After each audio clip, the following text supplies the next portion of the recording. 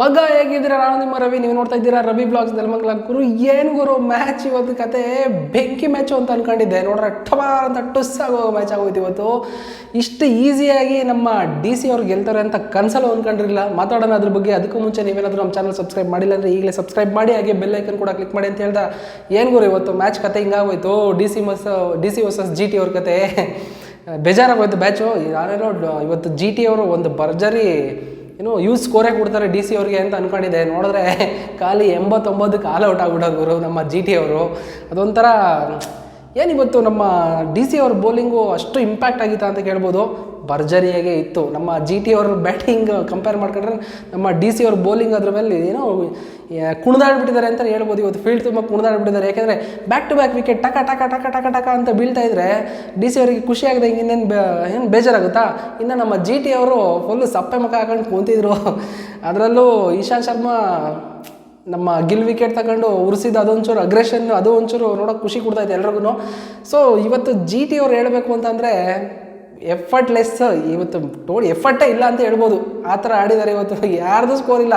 ಒಂದು ಕಡೆಯಿಂದ ಹೇಳ್ಬಿಟ್ರೆ ನೋಡ್ರಿ ಸಹಾ ಇಲ್ಲ, ತಿವೇಟಿಯಾ ಇಲ್ಲ, ಗಿಲ್ಲು ಯಾರು ನೋಡ್ರಿ ಸುದರ್ಶನ್, ಮಿಲ್ಲರು, ರಶೀದ್ ಖಾನ್ ಒಬ್ಬರೇ ಇವತ್ತು 31 GT ಕಡೆ ಆಡಿರೋದಂದರೆ.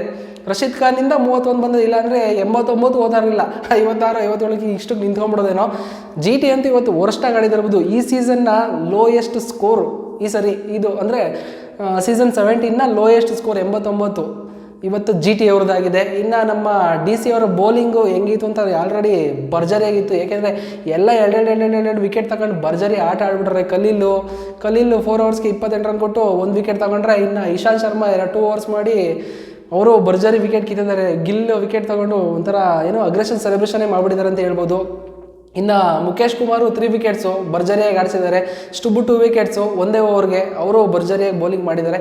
ಇನ್ನು ನಮ್ಮ DC ಅವರ ಬ್ಯಾಟಿಂಗ್ ಬಂತು ಅಂತಂದರೆ ಏನು ಗುರು ಇವರೇನು ಹೊಡೆದಿರೋ 80 ರನ್ನ 1 ವಿಕೆಟ್ ಇಲ್ದಂಗೆ ಚೇಂಜ್ ಮಾಡಿಬಿಡ್ತಾರೆ ಅಂತ ಅಂದ್ಕೊಂಡಿದ್ದೆ ನಾನು. ಬಟ್ ಆದರೆ ಒಳ್ಳೆ ಟ್ವಿಸ್ಟ್ ಇತ್ತು ನನಗೆ. ಇಮ್ಮಿಡಿಯೇಟಾಗಿ ಬ್ಯಾಕ್ ಟು ಬ್ಯಾಕ್ 4 ವಿಕೆಟ್ ಪಟ ಅಂತ ಅವ್ರದ್ದು 4 ವಿಕೆಟ್ ಬಿದ್ದಿದೆ.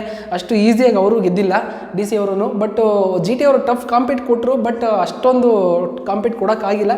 ಬಟ್ DC ಅವ್ರಿಗಂತೂ ಇವತ್ತು ಇಷ್ಟು ಈಸಿಯಾಗಿ ಗೆಲ್ತಾರೆ ಅಂತ ಯಾರೂ ಅಂದ್ಕೊಂಡಿರಲಿಲ್ಲ.